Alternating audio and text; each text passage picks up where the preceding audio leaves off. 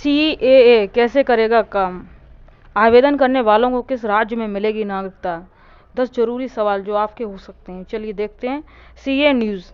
केंद्र सरकार ने सोमवार को नागरिकता संशोधन अधिनियम सीएए लागू करने की घोषणा कर दी। इसके तहत अब तीनों जो हमारे पड़ोसी देश हैं उनके अल्पसंख्यकों को भारत की नागरिकता मिल सकेगी। उन्हें केंद्र सरकार द्वारा तैयार किए गए ऑनलाइन पोर्टल पर आवेदन करना होगा। पात्र शरणार्थियों को कोई दस्तावेज देने की जरूरत नहीं होगी।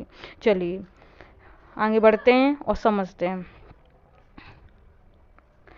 CAA news. लोकसभा चुनाव से ठीक पहले केंद्र सरकार ने नागरिकता संशोधन अधिनियम 2024 की अधिसूचना जारी कर दी है। यानी पूरे देश में अब सीएए लागू हो गया। इस कानून के लागू हो जाने से 3 पड़ोसी देश पाकिस्तान, अफगानिस्तान, बांग्लादेश से आए गैर मुस्लिम जो मुस्लिम हैं हमारे शरणार्थी, हिंदू, सिख, बौद्ध, जैन, पारसी और ईसाई अब भारतीय नागरिक बन सकेंगे। इसलिए इन लोगों को सरकारी गाइडलाइन का पालन करना होगा और नागरिकता के लिए ऑनलाइन आवेदन करना होगा। हालांकि कुछ जरूरी शर्तें भी रहीं जिससे सीए नियमों के तहत आवेदन करने से पहले भारत में 1 साल का तक लगातार रहना अनिवार्य। सीए को लेकर जानिए 10 और भी जवाब देखेंगे। सीए दिसंबर 2019 में संसद में पारित हो गया था।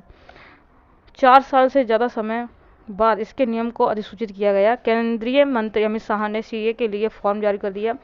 सभी जरूरी दस्तावेजों और नियमों की जानकारी दी गई। उधर पश्चिम बंगाल, केरल, मेघालय, त्रिपुरा और असम में सीए को लेकर विरोध शुरू हो गया है। चलिए और देखते खबर पर। बोले बरेली के मौलाना, सीए के खिलाफ विपक्षी नेताओं का विरोध सिर्फ चल रहा है।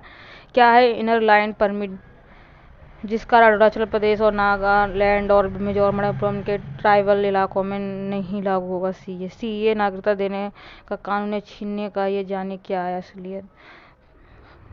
सीए 2024 की अधिसूचना जारी, चुनाव से पहले देश में सीए लागू, ये सब क्या है? सोचिए आप भी बताना आखिर क्या है इसका। ऐसे शरणार्थी को नागरिकता दी जाएगी जो 31 दिसंबर 2014 से पहले भारत में आकर बस गए। आवेदकों को